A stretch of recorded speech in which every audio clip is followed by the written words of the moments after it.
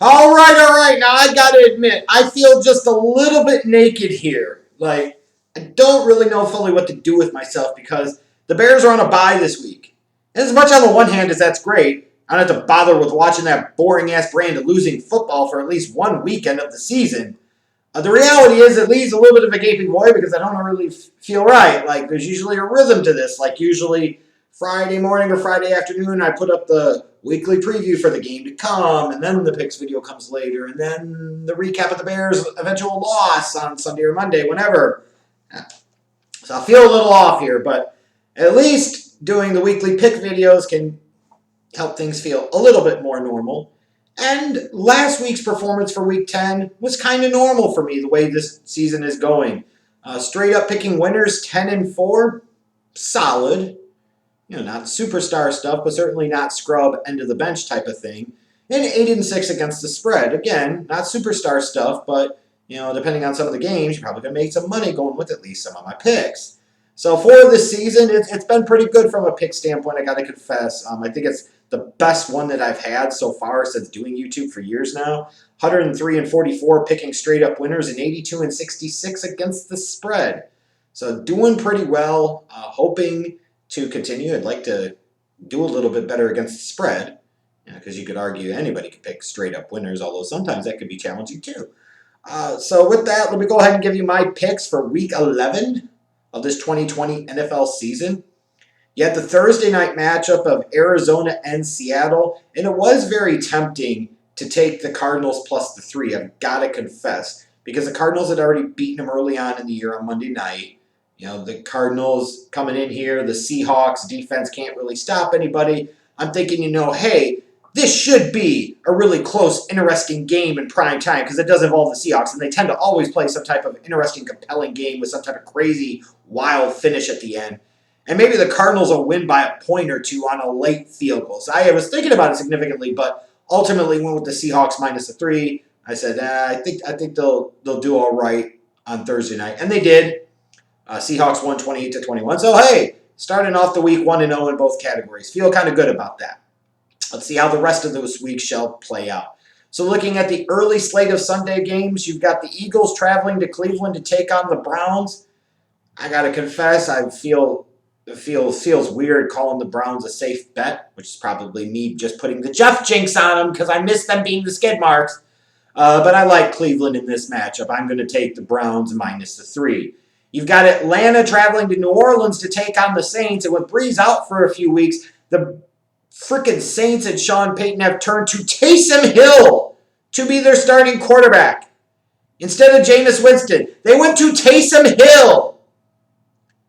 Not only are they depriving their offense potentially of more explosive big play ability than they were certainly even getting with Drew Brees with Jameis Winston, they're denying us, more importantly, the joy of being able to have the Jameis Winston roller coaster experience at least for a few weeks. And the Saints are favored by 3.5 here with Taysom Hill starting. Who knows what the hell you're going to get out of a full game of Hill being the starter?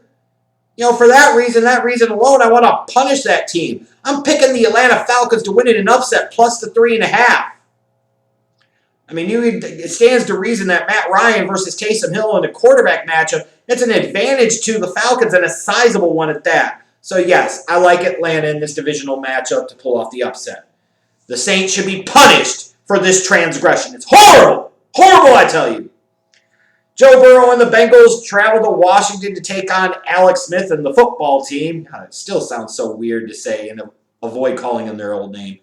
Washington is a 1.5-point favorite, which means that they're not even getting enough respect from the money in terms of the home field advantage, which feels about right. This almost feels like a true pick'em kind of game. In this case, the Redskins just too often this year have come out of the gate just completely flat in the first half. And they have to be in scramble mode the second half, and they try to have to pull off a miracle to come back. I just like the Bengals better in this matchup this week. Give me Cincinnati plus the 1.5 to win. You got Detroit traveling to Carolina to take on the Panthers. It's being listed at the time I'm recording this. It's kind of a pick'em game, excuse me. I'll take the Panthers to win here. You got Pittsburgh traveling to Jacksonville to take on the Jags. And again, this is another one of these warning, danger games for the Steelers. I get that the Steelers are the lone undefeated team in the league. I realize the Jags are terrible, and they're not even starting Minshew Magic. They got Jake Luton starting at quarterback, and they have one win. So all of that should point to, this game having a 16, 17-point line, even with this being a road game for the Steelers. But part of the reason it's only a 10-point line, 10-point spread to me, is because enough people realize that these are exactly the types of games that Pittsburgh traditionally, under Big Ben as a quarterback and Mike Tomlin as the head coach, have performed piss poorly. Bad teams that they have no business even having in their stratosphere find a way to play the Steelers incredibly tough when the Steelers are on the road. You saw it happen a few weeks ago with the Dallas Cowboys. I see absolutely no reason why that wouldn't happen here. And while I still think the Pittsburgh Steelers will have enough to win this game, I just have to look at history and precedent and say this is going to be a dogfight for them. And especially when you look at the Jags just played the Packers pretty tough. I absolutely, totally would be completely unsurprised if the Jags handed the Steelers their first loss of the season here. I'm going to try and give the Steelers a little bit of a credit because they are a really good team. I'll pick the Steelers to win, but I absolutely am taking the Jaguars plus the 10 points, and I feel pretty confident in that, actually. Kind of marquee AFC matchup, admittedly, between two teams that, this is more important than you maybe thought it was going to be. A marquee matchup, rematch of the AFC divisional round game last year in Baltimore. You got the Titans traveling to Baltimore to take on the Ravens. I'm not surprised Baltimore's favored. I'm surprised they're favored by this much. The spread currently, at time of this recording, is Baltimore -6. I realize Tennessee got wiped out pretty good by the Colts on Thursday night, but did we not watch the Ravens, get wiped out by a smaller margin by the Patriots on Sunday night in that monsoon? So last time these two teams played, Tennessee took it to them on the road in that divisional round game. And I don't think we've quite seen this Ravens team be the same Ravens team that it was last year. So I'm really surprised by the 6-point spread. I do think Baltimore will win this game, but give me Tennessee to cover the 6-point spread for sure. Give me New England -1 over Houston. I got to look at it. Houston only scored 7 points last week against the Browns. The Patriots found a way to beat the Ravens on Sunday night last week. I think the Ravens are a better team than the Browns, and I think the Patriots are a better team than the Texans. So give me New England -1. The late Sunday games, you've got Miami traveling to Denver to take on the Broncos.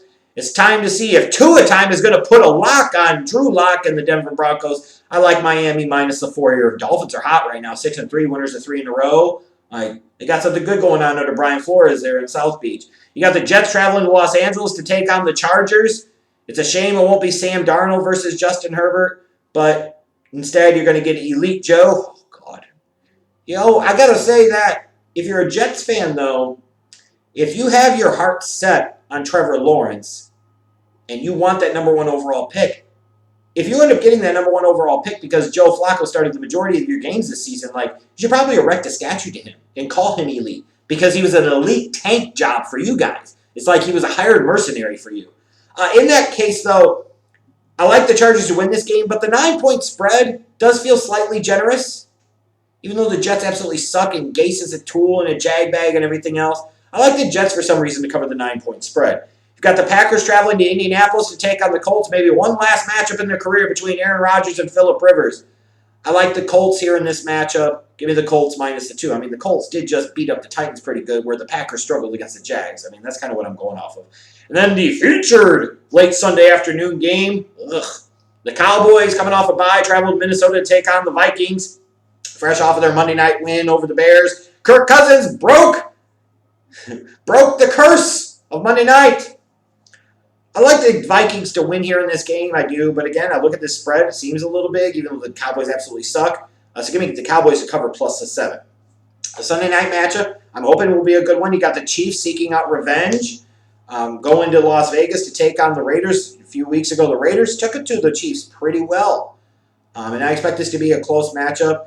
KC's favored by 8. I like the Chiefs to get their revenge and come in and win this game, but I do like the Raiders to cover the 8-point spread. And then finally, we go to the Monday night matchup. Should potentially be a really good one. You got Jared Goff, Aaron Donald, Jalen Ramsey, and the Rams going to Tampa to take on Tom Brady and Mike Evans and that Buccaneers defense. It's going to be a really good matchup. You got the Bucs favored by 4 here.